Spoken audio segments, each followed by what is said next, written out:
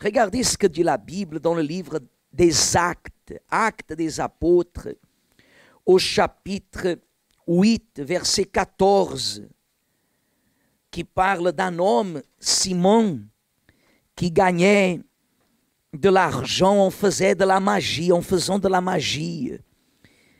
Certainement, vous avez déjà entendu parler, les personnes, ils l'écoutaient parce qu'il faisait de la magie. Et la Bible dit que lorsque les disciples ont commencé à prêcher, il a commencé à croire.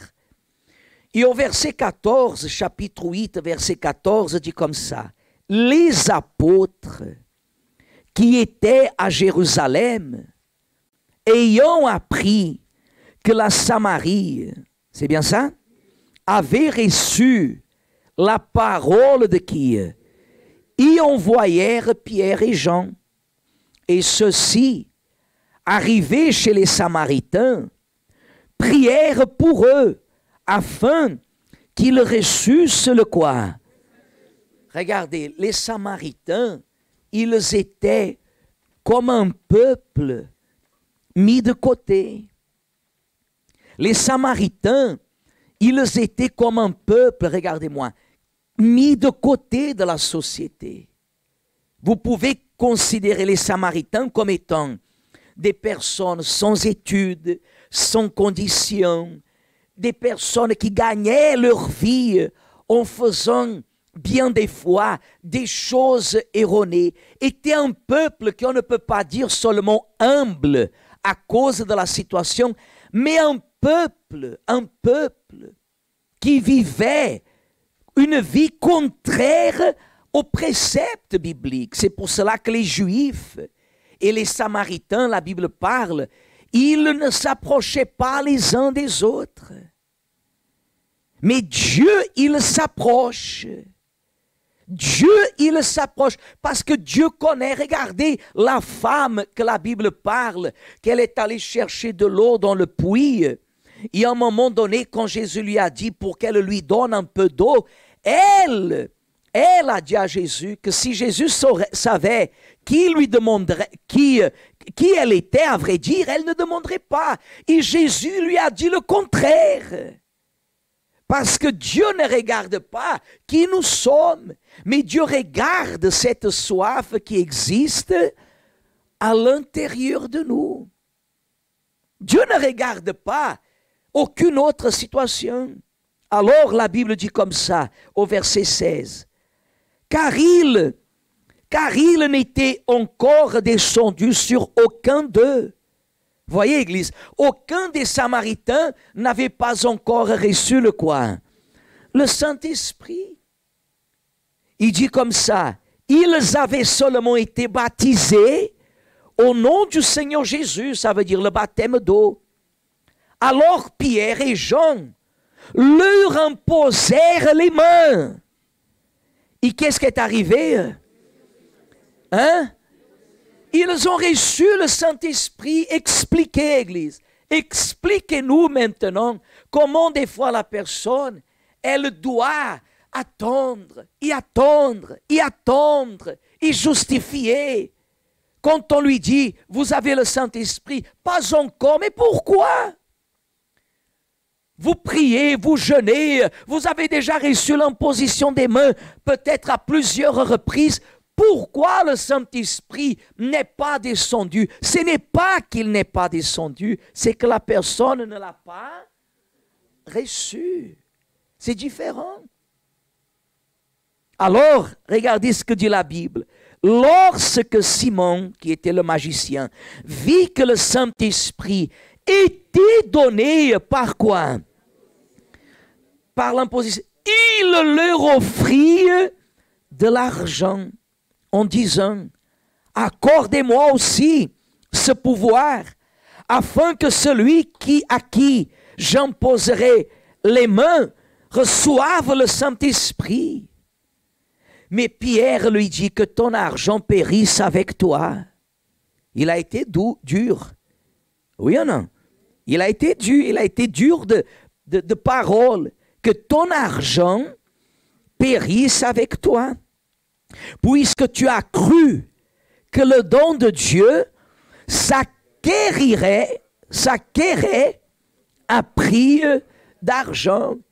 Il n'y a pour toi ni part ni lot dans cette affaire, car ton cœur n'est pas droit devant Dieu. Réponds-toi donc de la méchanceté et prie le Seigneur pour que la pensée de ton cœur te soit pardonnée s'il est possible, car je vois que tu es dans un fiel amer et dans les liens de l'iniquité. Voyez, Simon, il le disait comme ça, accordez-moi ce pouvoir afin que les personnes sur qui j'imposerai les mains, qu'elles reçoivent, mais ce n'était pas ce qu'il voulait. Ce qu'il voulait, vous savez ce que c'est? Vous savez ce qu'il voulait faire? Par exemple, il faisait de la magie. Comment les personnes restent devant un acte de magie? Comment? Étonné, waouh! C'est ce qu'il voulait. Parce qu'il a vu que les personnes qui recevaient le Saint-Esprit, il y avait un reflet. Il y avait une attitude différente et il a pensé, si je reçois cet esprit, si j'impose les mains sur les personnes et elles reçoivent la même chose, imagine l'effet que cela va produire. C'était une pensée, comme ici le dit, d'iniquité. Il avait des pensées en recevant le Saint-Esprit, il avait des pensées pour extraire des bénéfices pour lui. Et le Saint-Esprit, des fois, ne peut pas entrer dans la vie d'une personne parce qu'elle veut le Saint-Esprit pour que le mal ne le touche pas. Elle veut le Saint-Esprit pour qu'il lui accorde des victoires.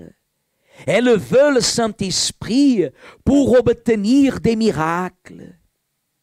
Le Saint-Esprit, Église, on ne peut pas l'acquérir, entre guillemets, le recevoir à prix d'argent. Le Saint-Esprit, c'est Dieu qui descend dans la vie d'une personne et qui remplit la vie de la personne. Nous, pourquoi nous sur terre, nous sommes toujours imparfaits? Même en ayant le Saint-Esprit, pourquoi nous avons toujours des défauts? Pour que notre cœur ne vienne pas à s'orgueillir, pour que notre cœur ne vienne pas à être rempli d'une vanité profonde. Parce que l'œuvre du Saint-Esprit, l'action du Saint-Esprit, l'effet du Saint-Esprit, ça va au-delà de ce que nous pouvons nous imaginer. Le Saint-Esprit, souvent à l'Église, nous restons même tristes. Pourquoi les personnes ne reçoivent pas le Saint-Esprit? Parce que la pensée qu'elles ont au sujet du Saint-Esprit, elles s'éloignent de ce qui est la pensée de Dieu. Dieu, il veut nous donner son esprit parce que la pensée de Dieu, c'est la suivante. Je vais établir demeure dans la vie de mon fils, de ma fille, et elle va exhaler ma personnalité. Elle va exhaler ma présence. Elle va témoigner ma présence. Des fois, la personne veut le Saint-Esprit à l'église. Elle ne parle pas avec la sœur. Quelle pensée misérable, mesquinha, comment on dit ça? Mais quelle pensée d'iniquité. À l'église, elle ne parle pas avec la sœur. Cette personne n'a pas le Saint-Esprit. Et difficilement elle va le recevoir parce que sa vie n'appartient pas à qui? À Dieu.